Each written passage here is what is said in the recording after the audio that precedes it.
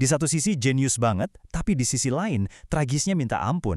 Yap, hari ini kita bakal ngebahas kisah salah satu sosok terbesar, sekaligus mungkin yang paling tragis dalam sejarah sepak bola. Dia itu pemain yang anggun banget, tapi sayangnya karirnya harus berhenti di tengah jalan. Dan kisahnya ini ninggalin satu pertanyaan besar yang selalu menghantui dunia sepak bola. Gimana ya kalau seandainya? Nah, sebelum kita ngomongin tragedinya, kita harus lihat dulu kehebatannya. Yuk, kita balik ke masa di mana orang ini benar-benar ada di puncak permainannya. Dia tuh bukan sekedar pencetak gol biasa. Van Basten itu seniman sejati di lapangan. Badannya boleh tinggi besar, tapi gerakannya luas banget kayak penari balet.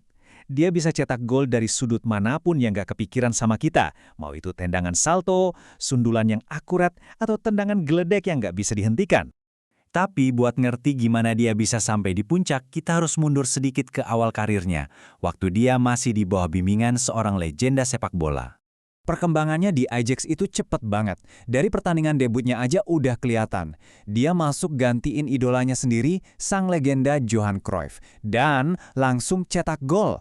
Dari situ semua orang tahu, ini anak bukan talenta sembarangan. Gak butuh waktu lama buat dia jadi mesin gol utama Ajax. 152. Itu jumlah golnya cuma dalam 172 pertandingan buat Ajax. Gila kan? Statistik kayak gini tuh udah nunjukin betapa buasnya dia di depan gawang lawan. Tentu aja, bakat sebesar itu langsung dilirik sama raksasa Italia. Kepindahannya ke Milan inilah yang nantinya bakal ngebuat dia jadi pemain terbaik di dunia. Di Milan, dia jadi ujung tombak dari salah satu tim terbaik sepanjang masa.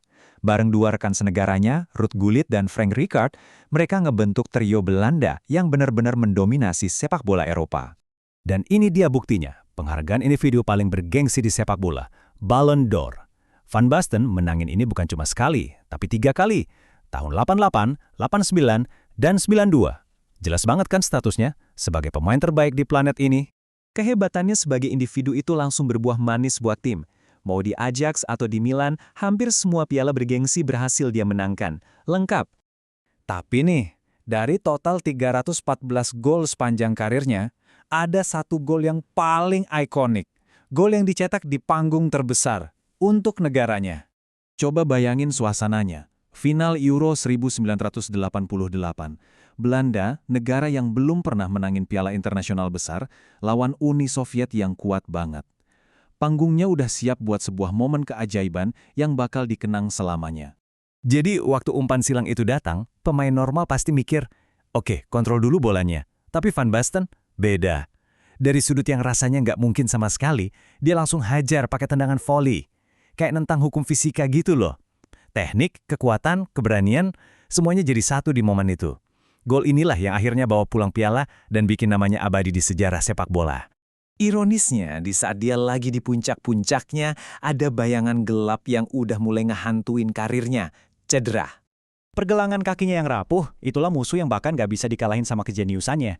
Masalah ini terus-terusan datang, jadi kayak titik lemah di balik semua kehebatannya. Dan kejatuhannya itu terjadi begitu cepat dan kejam.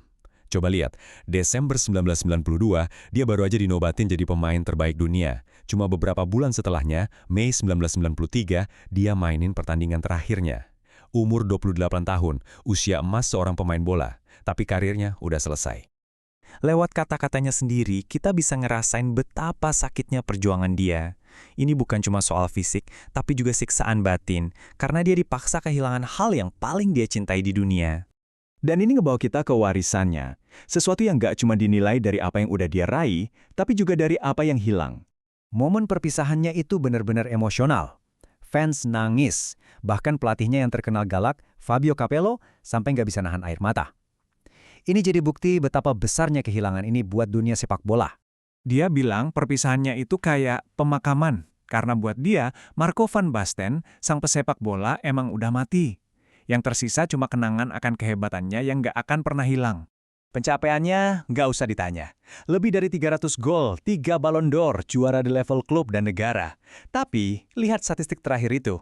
Pensiun di usia 28. Angka itu yang bikin semua pencapaian hebatnya terasa tragis.